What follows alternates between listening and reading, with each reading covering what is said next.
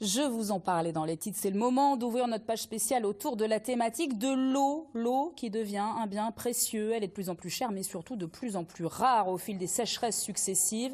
Et dans une région comme la nôtre, vous allez voir qu'il est primordial de la préserver. On débute par ce gros plan sur les fuites dans les réseaux d'eau potable, un problème qui est loin d'être anodin. En France, 20% de l'eau potable est ainsi perdue. Alors pour limiter, voire supprimer ces pertes, les collectivités investissent. Exemple à Limoges avec Noah Thomas et Carole Maillard. Après plus d'une cinquantaine d'années sous terre, la rouille et l'usure ont eu raison de ces tuyaux de canalisation. Un réseau vieillissant, surtout dans le centre-ville où l'on décompte chaque année près de 200 fuites. Sur Limoges, on a une particularité, c'est qu'on a environ plus de 90% de réseaux métalliques, donc en fonte. Et cette fonte, elle a une fonction, donc c'est que ce soit solide évidemment, mais il y a des inconvénients sur les fontes d'avant 1960, qui sont appelées fontes grises, parce qu'elles sont cassantes. Remplacées par de la fonte ductile, chargée en magnésium, donc plus souple. Des travaux coûteux, conséquents et à effectuer de manière cyclique sur les 1300 km de réseau que compte l'agglomération. Sur 2022, on a engagé 3 millions d'euros pour le renouvellement du réseau d'eau potable, ce qui est quand même un montant important. Notre objectif, c'est 1% du réseau, donc tous les ans à renouveler, ce qui permettra non seulement de gérer les problèmes de fuite potentiels, mais aussi de pouvoir régulièrement avoir un réseau de bonne qualité, et ce qui permettra dans l'avenir d'avoir moins d'investissements à faire.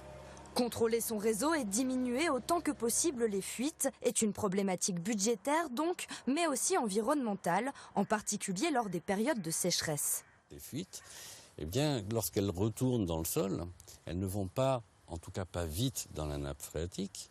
Et quand il y en a, dans notre région, on a très peu de nappes, on est plutôt en eau superficielle, ce qui veut dire que cette eau perdue au niveau des réseaux, on ne la retrouve pas disponible pour l'eau potable après. Et comme on a des effets du changement climatique qui sont très importants, eh bien on se retrouve dans des périodes de stress hydrique qui sont renforcées aussi par cette perte au niveau des réseaux. Alors, pour limiter ces pertes, l'Office international de l'eau forme les professionnels du secteur avec des techniques de détection basées notamment sur l'écoute active. Je vais me promener le long de la canalisation, donc là il faut que j'ai des plans de réseau aussi précis que possible, aussi justes que possible, pour me déplacer vraiment au droit de la canalisation, et à chaque point au droit de la canalisation, au niveau du sol, je vais venir mettre mon capteur. On a plusieurs types de capteurs selon les natures de sol, et ce capteur-là, je vais venir le poser, et avec mon casque, je vais venir écouter le plus ou moins fort, plus ou moins intense, le bruit de la fuite que je suis en train de chercher. Ou encore grâce à l'aide de mouchards connectés qui enregistrent l'activité dans les tuyaux. L'idée, c'est d'avoir un microphone qu'on va venir poser sur la canalisation, sur une vanne par exemple, et on va programmer ce microphone pour lui dire il faut que tu enregistres le bruit que tu entends toutes les nuits pendant une période de temps par exemple, ou bien toutes les nuits en général. Et dire cet enregistreur, il a entendu un bruit élevé toutes les nuits pendant toute la période d'écoute. Alors c'est louche, il se passe quelque chose d'intéressant, peut-être que c'est une fuite. Outre ces différentes techniques d'écoute, les chercheurs de fuite commencent également à utiliser des images satellites thermiques pour repérer les zones chargées en eau et ne plus en perdre une goutte. Ces fuites de canalisation, elles représentent en Creuse plus de 8000 mètres cubes d'eau perdue par jour, soit 3 fois la consommation de la Creuse. L'eau devient un bien précieux, d'autant... De Guéret. De Guéret, 3 fois, oui, parce que l'info, elle vient de vous. Voilà, je l'ai pas sortie toute seule. 3 fois la consommation de Guéret. L'eau devient un bien précieux. Justement, Franck Petit, vous allez nous expliquer comment se font les réserves d'eau en Limousin, puisqu'on vient de l'entendre, il n'y a pas ou peu de réserves souterraines. Alors regardez, on vous a préparé un beau dessin. Le Limousin se situe en fait sur les contreforts du massif central, ce qui veut dire que le sous-sol est constitué essentiellement de granit et que nous n'avons quasiment aucune nappe phréatique. Quand l'eau tombe, elle s'infiltre dans la terre et puis elle descend dans les fissures granitiques qui sont en fait nos seules réserves d'eau. Et dites donc, Jamy, on a donc peu de réserves. Oui, 2 mois de réserve au maximum pendant l'hiver et puis un petit peu moins pendant l'été, pour une raison très simple, eh bien c'est que la végétation absorbe pendant l'été une grande partie de l'eau de pluie qui tombe. Ce qui veut dire que si la recharge se fait mal pendant l'hiver, entre novembre et mars, pour être large, eh bien c'est sécheresse assurée pour l'été qui suit. Et cette recharge, on en est où cette année ? Météo France nous annonce un déficit de pluie de 40 à 50% pour le mois de décembre sur le Limousin. La situation est moins pire en Corrèze où il a plu un peu plus qu'en Creuse et Haute-Vienne. Et pour qu'il n'y ait pas de sécheresse lors de l'été 2023, eh bien, il faudrait qu'il pleuve modérément pendant un mois entier et surtout pas de grosses pluies qui ruisselleraient et au lieu de s'infiltrer, pas plus de 20 mm de pluie par jour. Ce serait l'idéal. Il ne nous reste plus donc qu'à faire une petite danse de la pluie. Eh ben, je vous laisse la faire. Merci Franck. On retrouve tous les détails et les beaux dessins de votre chronique sur notre site internet. On s'intéresse aux cours d'eau maintenant. Le système veineux de nos ressources. Stéphane Loriot, bonsoir. Bonsoir. Vous êtes directeur de l'établissement public du bassin de la Vienne. Comment se portent nos rivières et nos ruisseaux en Limousin en ce début d'année ? Alors les niveaux des cours d'eau sont extrêmement bas pour la saison.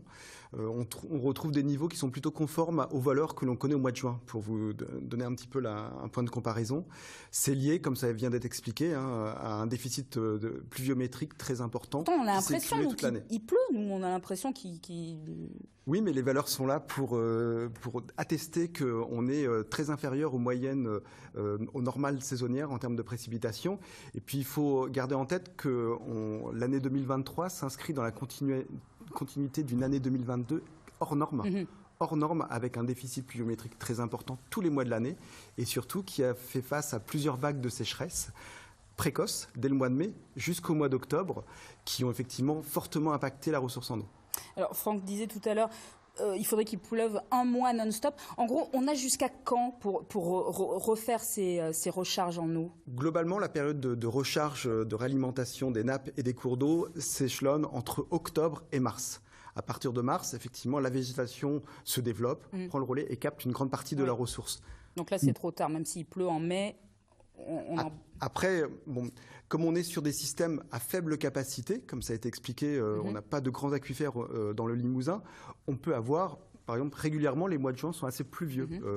Dans la région, on peut avoir effectivement des apports, des petits compléments, mais effectivement, on part déjà en difficulté au mois de mars si les ressources ne sont pas à un niveau optimal. Alors, vous faites des projections pour les années à venir. Quels enseignements en tirez-vous ?